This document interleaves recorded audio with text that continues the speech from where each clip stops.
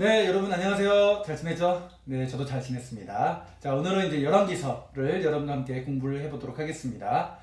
열왕기서 말 그대로 나열한 거죠. 누구를요? 이 이스라엘 왕들을 나열해서 기록한 것. 그래서 열왕기서다라고 이야기를 할 수가 있겠습니다. 열왕기서는 열왕기상 그리고 열왕기하로 이루어져 있습니다.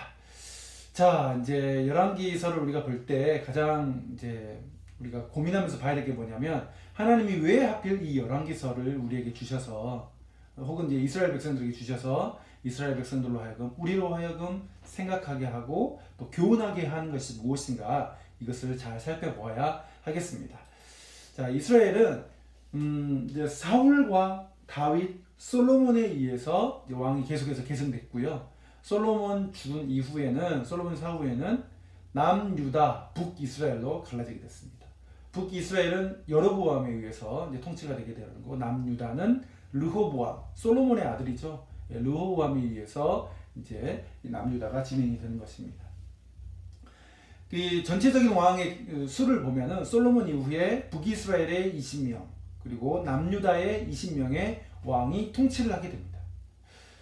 자, 우리가 사사기에서 이스라엘 백성들이 왕을 요구했던 것들을 기억하고 있겠죠? 왜 왕을 달라고 했습니까? 네, 자기 자신을 지켜주고 보호해주고 또 평안하게 해주고 공평과 정의와 또 공정한 사회를 기대하면서 이 왕을 요구했습니다. 왕을 하나님께 요청을 했죠. 그래서 왕이 세워졌는데 왕이 그러한 일들을 합니까? 그렇지가 않다는 것을 오늘 이 열왕기서를 통해서 우리가 볼 수가 있겠습니다. 그럼에도 불구하고 하나님께서는 굉장히 신실하심을 열왕기서에서 우리는 봐야 돼요. 왕들은 비록 백성들을 보호하지도 않고 지켜주지도 않았지만 하나님은 이 예언자를 보내셔서 잘못된 길로 가고 있는 또 패망의 길로 가고 있는 그 왕들을 향해서 경고도 하고요. 또 그들을 타이르기도 하고 또 그들을 채찍질하기도 합니다. 또 하나는 백성들을 보호하시고 또 그들을 지켜주시고 또 그들을 향한 하나님의 사랑을 충분하게 이렇게 부어주시는 것도 우리가 열왕기서를 통해서 볼 수가 있다는 것이죠. 이것이 이제 열왕기서를 썼던 목적이다라고 이야기할 수가 있겠고요. 두 번째로 이제 요약을 해보면 열왕기서의 첫 번째로 등장하는 왕이 누구일까요? 바로 이 솔로몬 왕이에요. 솔로몬 왕으로부터 시작해서 시드기야 왕까지가 연결됩니다. 마지막 시드기야 왕은 바벨론 왕에 의해서 눈이 뽑힌 채로 포로로 이제 잡혀 끌려가게 되고요. 거기에서 이제 37년의 옥살이를 마치고 난 이후에 바벨론 왕과 함께 식사를 하면서 옷도 갈아입고요. 네, 그러면서 이제 열왕기서가 이제 마무리되는 그런 장면이다 이야기할 수가 있겠습니다. 자, 이제 우리가 봐야 될 건 이제 솔로몬 왕이라고 생각해요.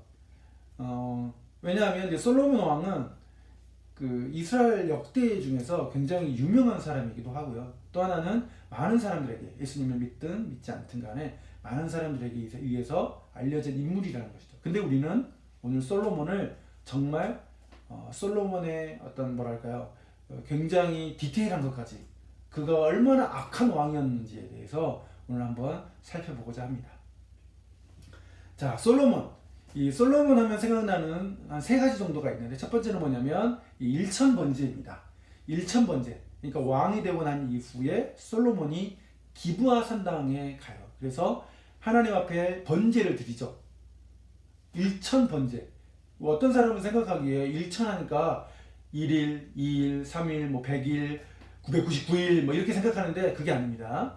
네. 어떻게 보면은 하루나 아니면 며칠 만에 그 모든 굉장히 많은 재물을 하나님께 드린 거예요. 그래서 날수를 세는 게 아니라는 것을 여러분 기억해 주시기 바랍니다. 자, 솔로몬이 1000번제를 드렸어요. 그랬더니 하나님께서 솔로몬에게 나타나셔가지고 뭐라고 말씀하셨어요? 네가 필요한 게 뭐냐? 네가 한번 나에게 구해봐라 라고 했을 때 솔로몬이 이야기하는 게 있습니다. 자, 볼까요? 왕상 3장 9절. 누가 주의 이 많은 백성을 재판할 수 있사오리까? 듣는 마음을 종에게 주사 주의 백성을 재판하여 선악을 분별하게 하옵소서. 여기서 두 가지가 있죠. 듣는 마음. 옛날 성경에는 이 듣는 마음이 지혜다, 지혜로운 마음 이렇게 번역이 됐는데 사실 그렇지 않아요. 영어 성경에는 이제 understanding이라고 되어 가지고 이제 이해하거나 듣는 이런 마음이라고 이야기할 수가 있겠고, 또 뭐야? 선악을 분별. 어디서 많이 봤죠? 어디서 봤어요? 창세기. 창세기에서 보면 이렇게 나오잖아요. 선악을 알게 하는 나무. 아담처럼 솔로몬도 이걸 구하고 있는 거예요. 선악을 분별하는 지혜. 그런데 하나님이 이 솔로몬에게 지혜를 주십니다. 지혜를 주시고요. 또 뭘 주셨을까요? 부귀, 명예, 장수의 복을 하나님께서 약속해 주셨어요. 여러분도 지혜를 받고 싶죠? 왜 지혜를 받고 싶나요? 시험 때문에 그런 거 아니에요? 시험 때문에. 시험 보다 보면 우리가 이제 생각이 잘 안 날 때도 있잖아요. 저 같은 경우도 시험 볼 때 기도를 합니다. 뭐라고 해요? 하나님, 생각나게 해주세요. 페이지가 툭툭툭툭 넘어가면서 이 페이지엔 이게 있었고 이거 써야 되겠구나. 뭐예요? 우리는 항상 구하는 게 시험을 잘 보기 위해서 지혜를 구해요. 그런데 성경에서는 이 지혜가 시험을 잘 보거나 뭔가 이 고난, 어려움을 빨리 벗어나기 위한 그것으로 되어 있지 않아요. 성경에서 말하는 지혜는 뭐냐면 바로 하나님을 경외하는 것, 그것이 지혜다라고 이야기를 하고 있다는 거예요. 그러니까 뭐냐면 하나님이 내게 주신 그 비전을 가지고 공부할 수 있는, 그리고 도전하는 인생, 하나님이 내 안에 중심이 되셔서 하나님 중심, 예수 그리스도가 내 주인이 되셔서 그분이 원하시는 삶을 살아가는 것, 그분의 뜻을 밝히 분별하는 것, 이 세상에서 하나님이 어떻게 행하시는지를, 코로나가 있잖아요. 어떻게 행하시는지를 바라보는 통찰력, 이것이 바로 성경이 말하는 지혜라는 거예요. 여러분, 지혜를 하나님께 구하세요. 하나님이 지혜를 주시겠다고 약속하셨어요. 그 약속을 반드시 지켜주십니다. 그래서 하나님께 지혜를 구하는, 그래서 하나님께 쓰임받는, 정말 하나님의 그 비전에 사로잡혀서 최선을 다해서 공부도 하고 또 앞을 향해서 기도하고 믿음으로 도전하면서 나아가는 여러분이 되기를 정말 진심을 담아서 정말 축복합니다. 두 번째는 성전 건축이라고 이야기할 수가 있겠죠. BC 966년에 솔로몬이 이제 드디어 성전을 건축하기 시작합니다. 성전을 건축하는데 총 7년의 시간이 걸려요. 그리고 난 다음에 열왕기상 8장에 보면 하나님 앞에 이제 7가지 기도 제목을 가지고 기도를 드리는 장면이 나옵니다. 이스라엘과 이방인을 위해서 솔로몬이 정말 하나님 앞에 기도하는 장면. 여러분이 오늘 공과 공부 시간에 봐야 될 그 구절이라 될 수도 있겠죠. 그리고 난 다음에 이 8장을 지나서 9장에 가면은 하나님께서 이제 나타나셔요. 그래가지고 기브아 산당처럼 솔로몬이 나타나셔서 말씀을 하시는 게 있어요. 자, 보세요. 우리가 한번 읽어볼까요? 열왕기상 9장 7절. 내가 이스라엘을 내가 그들에게 준 땅에서 끊어버릴 것이요, 내 이름을 위하여 내가 거룩하게 구별한 이 성전이라도 내 앞에서 던져버리리니 이스라엘은 모든 민족 가운데서 속담거리와 이야기거리가 될 것이며 라고 되어 있잖아요. 정말 이해할 수 없는 부분이 딱 등장을 해요. 여러분 또 의아해하지 않나요? 솔로몬이 정말 대단하게 7년 동안 하나님을 위해서 성전을 건축하고 난 다음인데 하나님이 나타나셔서 이렇게 말씀하세요. 무엇을 의미하냐면 네가 아무리 화려한 성전을 지었다 하더라도 하나님의 말씀을 순종하지 않고 하나님의 율법과 계명을 지키지 않는다면 이 화려하게 지은, 정말 수고와 노력을 했던, 돈도 많이 들었겠잖아요. 아무리 돈이 많이 들었던 이 성전이라 할지라도 하나님이 다 회파해 볼 것이다, 이방인 앞에 던져버릴 것이다 라고 이야기를 합니다. 실질적으로 586년에 그러니까 남유다가 멸망하잖아요. 그때 이 성전이 불타버리게 됩니다. 뭐가 더 중요하다고 말씀하신 겁니까? 성전을 지었다, 내가 하나님 앞에 무엇인가를 잘했다가 아니라 하나님의 말씀을 지켜 행하는 것, 순종하는 것, 하나님의 율법의 말씀을 지키는 것, 이것이 굉장히 중요하다라고 이야기를 해주는 것이죠. 이것이 없이는 우리가 아무리 많은 것들을 했다 하더라도 하나님은 그것을 보시지 아니하신다는 겁니다. 실질적으로 솔로몬이 이렇게 7년 동안 그 성전을 지었다고 하지만 자기 왕궁을 지은 장면 7장에 탁 나오거든요. 마치 성전 중간에 이렇게 성전을 짓기 시작하고 또 성전 여기도 있어요. 네. 그런데 여기에 중간에 더 조그맣게 여러분 자세히 살펴보면은 왕상 7장에 자기 왕궁을 위해서 13년의 시간을 걸려서 짓습니다. 게다가 굉장히 좋은 돌, 진귀한 보석, 플러스 이집트에서 온 바로의 딸, 공주잖아요. 자기 부인이에요. 그 부인을 위해서도 뭐를 지었을까요? 왕궁을 지어요. 몇 년 동안요? 무려 13년 동안요. 성전이 7년인데 13년이면 2배잖아요, 거의. 그게 대단한 거 아니에요? 그리고 난 다음에 성전 봉헌을 하는 거예요. 그러니까는 성전 건축이 끝난 다음에 바로 이렇게 일천번제를 드린 게 아니라 자기 왕궁을 지은 이후에야 비로소 하나님께 봉헌을 하는 거예요. 얼마나 어리석어요. 그러니까 뭐냐면 솔로몬은 정말 자기 자신을 위해서 사는 사람이었어요. 자기 자신이 왕이 되는 사람, 내 자신이 내 주인이 되는 사람, 내가 원하는 것, 내가 좋아하는 것, 내 눈에 보기 좋아하는 것, 이것들을 했던 사람이라는 것이죠. 우리가 그래서 솔로몬을 바로 알아야 돼요. 솔로몬은 신명기 17장 15절 17절에 나오는 이스라엘 왕이 해서는 안 될 3가지를 다 어긴 왕입니다. 첫 번째는 뭐예요? 말을 많이 두면 안 된다. 이 말은 뭐냐면 이집트에서 말을 사오는 거예요. 네, 타는 말입니다. 두 번째는 뭐예요? 아내, 여인을 많이 두는 거.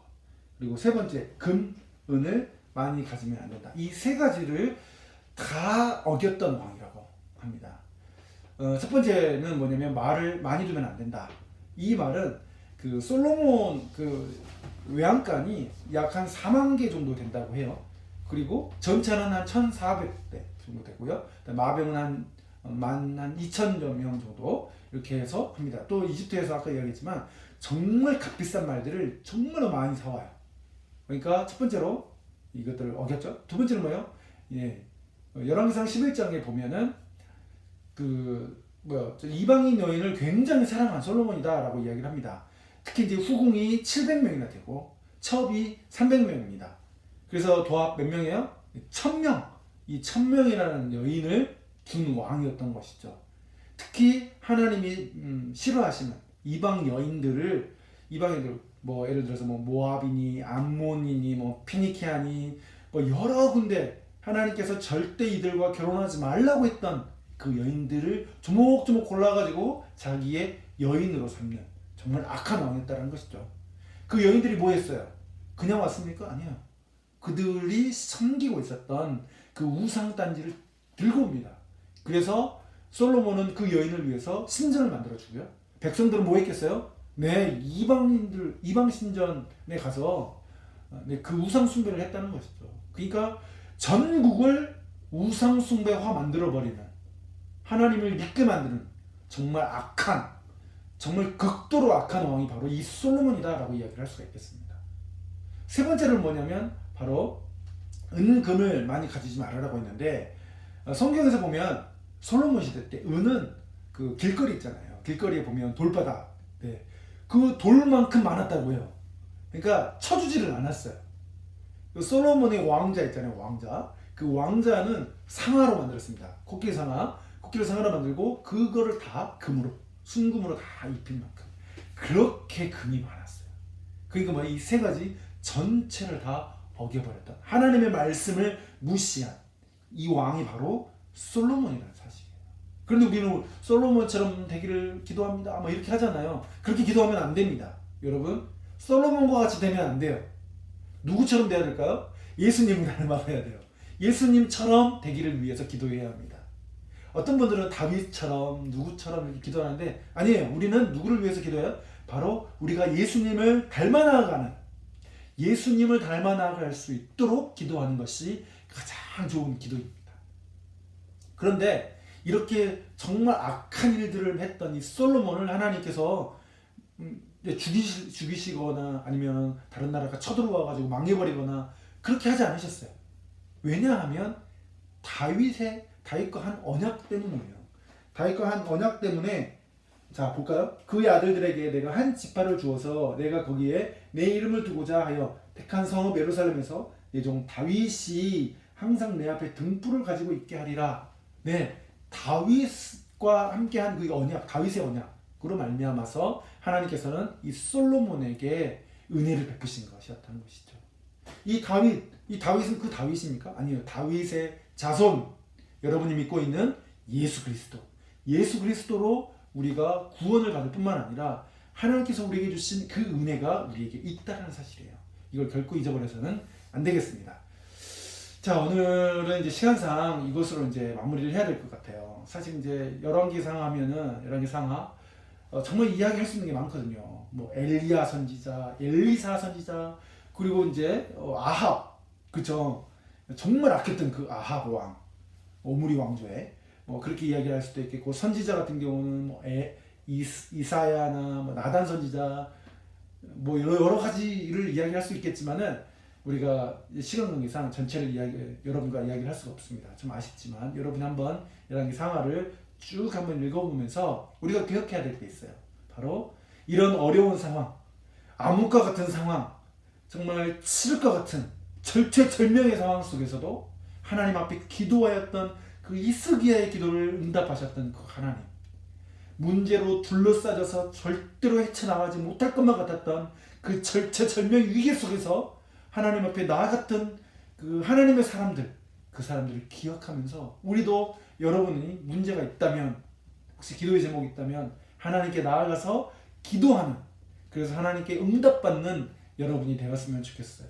여러분의 삶 속에서 하나님의 손길을 경험하는 그런 여러분이 되었으면 좋겠어요. 무엇보다도 우리의 왕이 누구예요? 인간이 아니죠. 우리의 왕은 바로 예수 그리스도. 예수 그리스도만이 우리의 왕이라는 사실을 여러분 꼭 기억하시고 예수님과 함께 동행하고 그분이 말씀하신 대로 순종하고 하나님이 원하시는, 기뻐하시는 그 뜻을 쫓아서 한 걸음 한 걸음 나아가는 여러분이 되었으면 좋겠습니다. 이번 한 주도 승리하고 또 우리가 한번 다음 주에 또 영상으로, 영상 말고 우리 대면 1대1 이렇게 대면으로 봤으면 좋겠는데 참 그게 좀 아쉬워요. 어쨌든 네, 다음 주까지 여러분 건강하게 잘 지내시기를 바라겠습니다. 여러분을 위해서 항상 기도하는 제가 되도록 하겠습니다. 여러분 평안하세요. 샬롬.